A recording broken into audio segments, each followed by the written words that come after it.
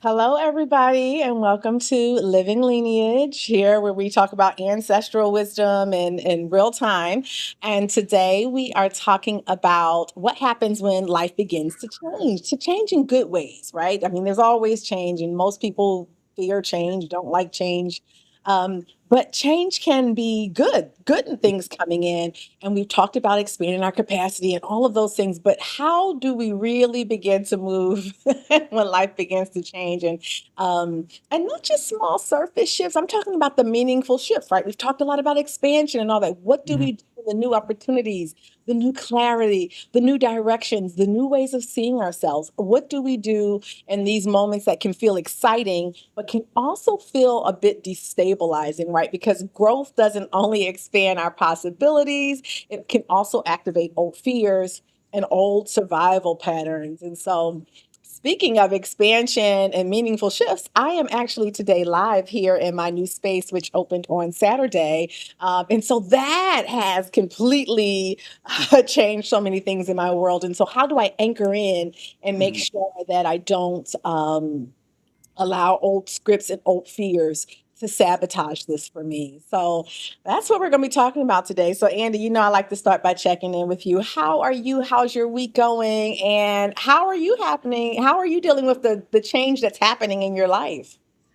It's really funny because we talked about last week how opportunities come, and once you're open to the idea that you're inviting these opportunities, they just start opening doors, right? We talked about that even a couple of weeks ago, and yeah, in the last week, it's like I'm just talking with people that I known for the last 2, 3 years, and now we're thinking about putting together monthly events, with like 2, 3 people, and it's like things are happening so fast, and we're getting together with people that have similar visions, similar values.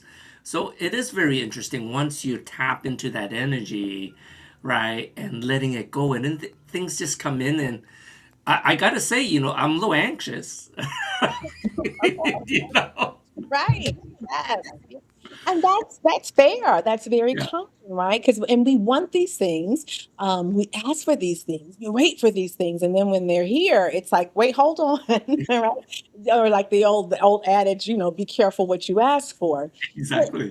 but here's the thing, right? And why that happens was our nervous systems are wired to prefer the familiar, even if the familiar isn't the best, Hmm. right? If it's familiar, it's fine. Even, if the familiar is uncomfortable, the body will still prefer the familiar, the nervous system. And so, again, we always talk about our ancestral lineages, right? And a lot of them, stability could not be assumed, right? So change meant risk. So we're wired, we've been trained, we've been socialized to minimize risk because risk, taking meant that a lack of safety.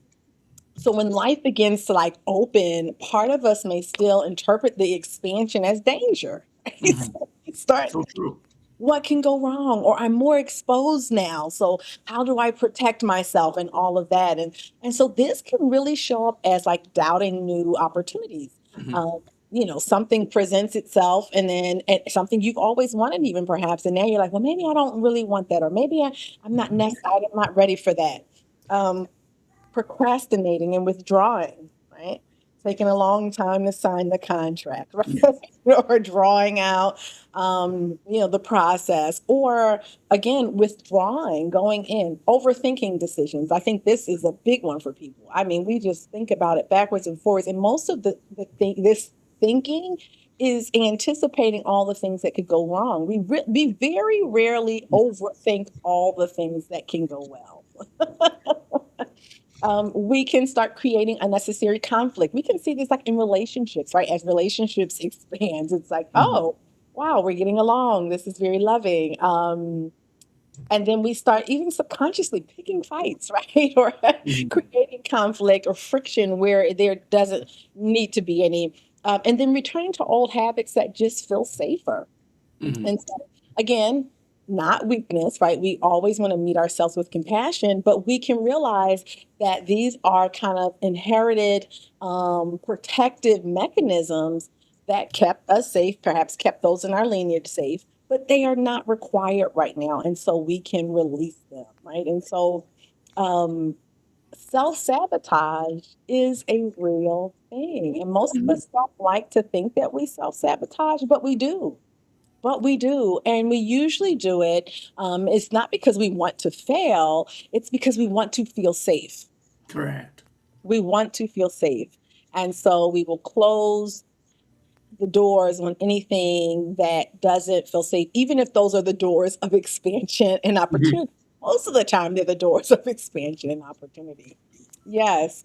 So, have you experienced anything like that in your life, Andy? Like, do you have any experiences of self sabotage? And maybe you look back at it now, like, oh, wait a Oh my minute. God, all the time, all the time.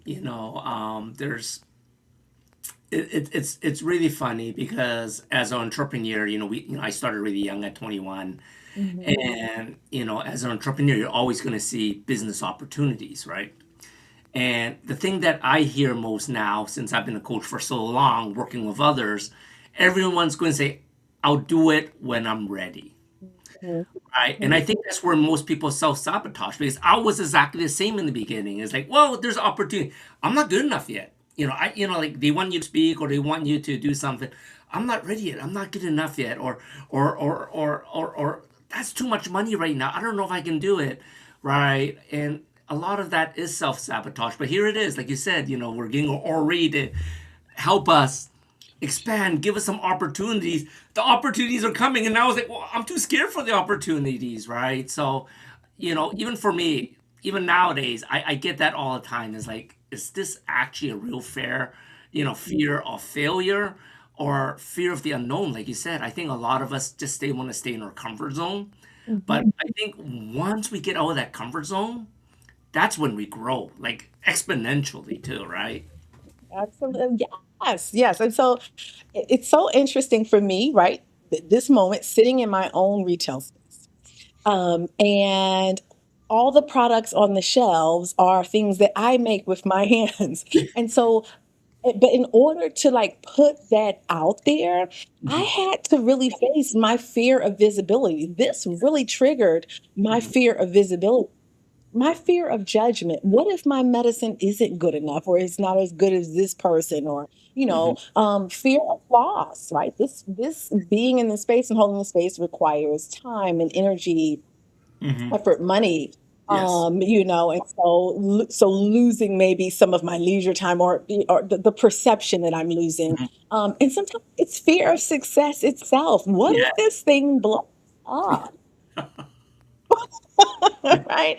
And so there were moments where I would want to slow myself down because, part of me was not yet convinced that it was safe to grow. Now, Mhm, I didn't just, so this is the thing when we push it aside and act like that doesn't happen, but we can acknowledge it and meet it with compassion. And so I had to take breaks. I had to have days where I rested. I had to ask for my ancestors in my Ori for guidance and for help, mhm. like to really navigate the process, because otherwise I would have self-sabotage because I, Yes. again, keep myself safe.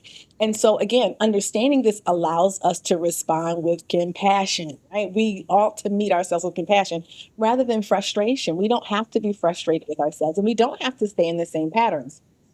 We can have the expansion and success that we want, but we need to realize that it's a process there. Yes. So when I think about like navigating expansion with awareness, right? So how do we move through this change without unconsciously blocking ourselves? Because that it's truly usually unconscious that we block ourselves. Mhm, Uh, Here are three grounded practices that I would like to offer. The first thing is to name what is shifting, right? When we have clarity, that reduces fear. When we can articulate what is changing, it becomes less overwhelming. Right. And so for me, what was shifting for me? I was shifting into a more visible space.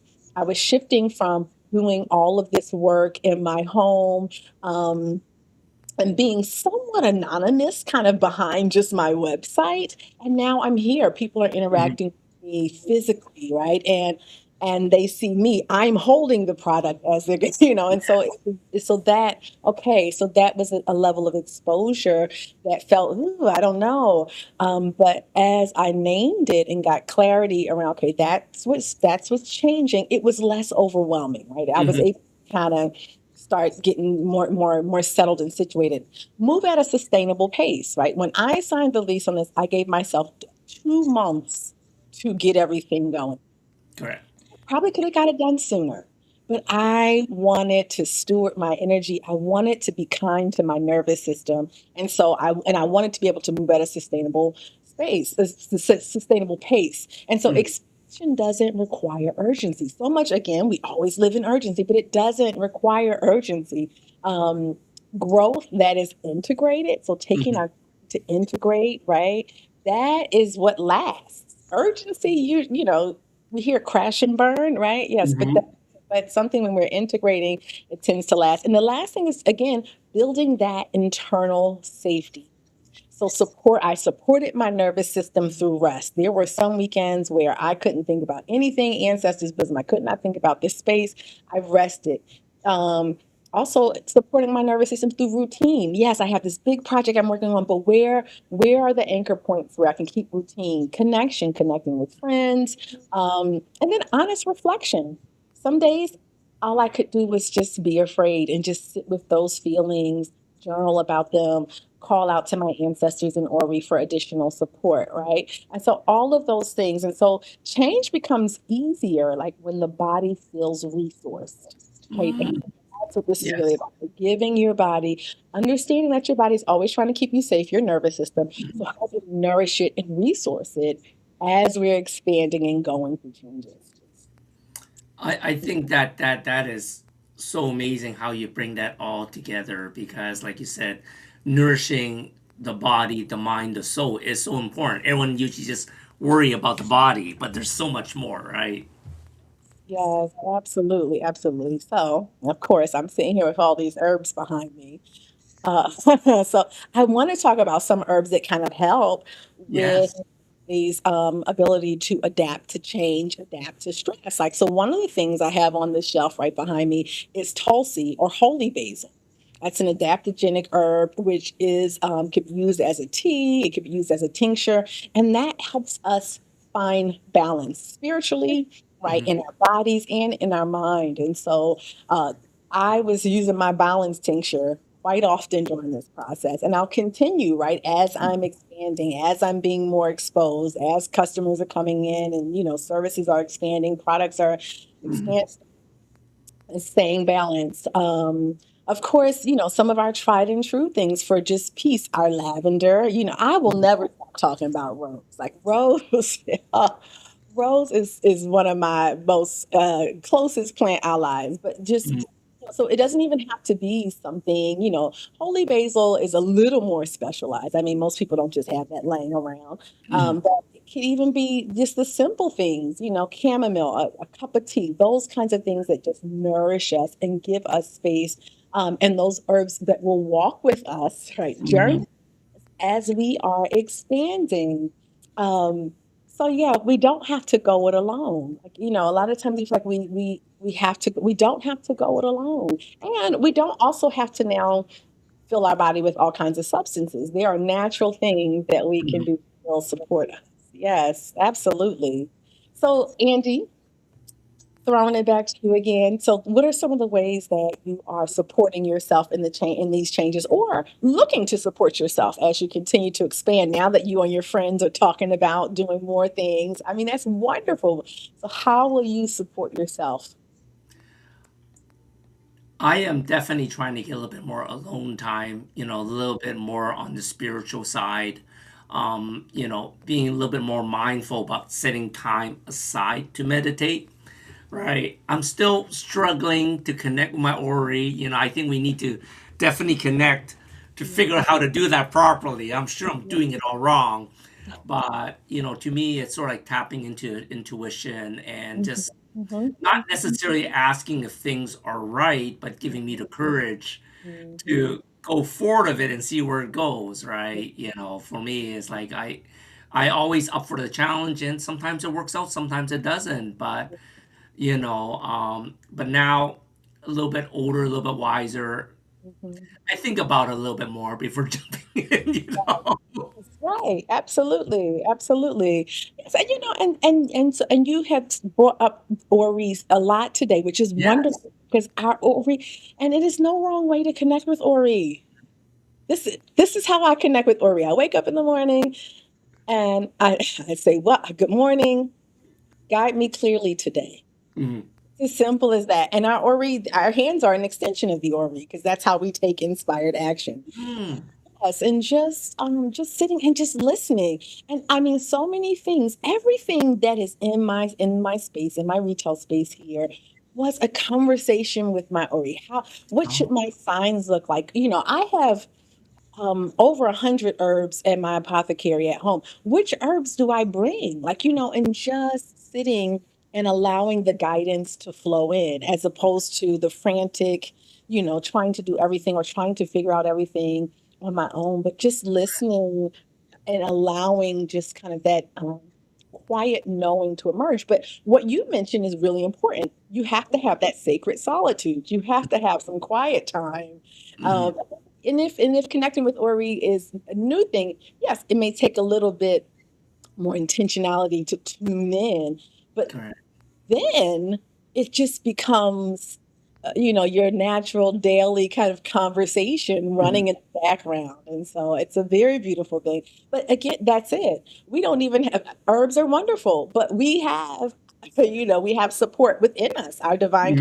consciousness, right, or our Yeah. intuition, our higher self, all the different ways that we could all the different ways we use to describe Ori, as it's called in Europe. But yeah, I love that though. But the slowing down, and that's the thing I've learned in this process too of getting this apothecary going is a lot of times you have to slow down in order to speed up. Yes. Like when I Exactly. allowed myself to rest, the times when I was active, it was much more accelerated. It was much Mhm. more effective, Correct. as opposed to pushing myself, burning the midnight oil, and all of those kinds of things. That rest is so important because that was a time for my nervous system to be nourished and reset and kind of, settle into this new reality as opposed to the push, push, push, go, go, go. Yeah. Mhm. I love We're really at a different point. Like even this is coming up with a lot of my clients too. I was doing readings yesterday, and that. this Mhm. was coming up for a lot of the three clients who booked readings yesterday were all thinking about moving away from the traditional 9 to 5 and into kind of more entrepreneurial, more Mhm. creative. And we talked about how ease and receptivity, like that is like the new currency. Like that Mhm. grit and grind Correct. for so many of it, like that is no longer like it's not the time, like that timeline has completely fizzled out or something. I don't know if we've all just elevated or most of us have elevated or um and so trying to approach these new things in that old way just doesn't work. Mhm. I mean, it doesn't even work no matter how hard you try. So we've definitely shifted. But how beautiful is that, right? Because I feel like that's probably our most natural balance is just to be at peace and allow things to flow in, taking inspired action when, as necessary, but allowing things to flow in as opposed to elbowing everybody out of the way and, desperately and, frantically pursuing things. So it's interesting. But again, that's also another way that life begins to change. And when expansiveness starts to come easy, that really can be a trigger because we're not necessarily wired for ease. We are wired for survival, for struggle. Correct. But it's a beautiful thing to know that we can release that. Mhm. And so, as we're kind of coming to a close here, like when your life begins to change, remember it's not only an external process. So, all of the goodness that you've been asking to come in, all of the goodness that's being granted while Jupiter is exalted in Cancer, all the year the fire hurts, all of these things we've been so excited about, right? We've Mhm. been waiting with bated breath. And so now it's here, and you may find yourself kind of, wigging out. Like Andy says, he's had these new opportunities. He's feeling a little anxious. It's all natural, right? Mhm. This is part of that internal reorientation. And so you're learning to live, we are all learning to live in like this new reality, one that includes more opportunity, more responsibility, but definitely more freedom. There's more Mhm. freedom to allow it to be so. This week, as you go through the week, notice where growth is asking you to trust yourself. And remember, you don't have to become someone else. It's allowing more of who you are to emerge. That's what this really is. And Mhm. so when the old us are is triggered, or that old nervous system or those old fears come to the surface, we are just being allowed to release that pressure, release those masks, and be even more of our authentic selves. I Mhm. love that. Yes. Any closing thoughts? To be honest, no. I think that really just sums it up so perfectly. Yes, yes. Yeah, I mean it is. And so here we are. Here I am. I'm so glad that I got a chance to do the live from this space. And it actually I feel the energy of it, and doing this and having this conversation in this space, I feel is also releasing, a higher frequency for the work that I'm doing. So we've been talking about it for weeks. It happened, folks. Here it is.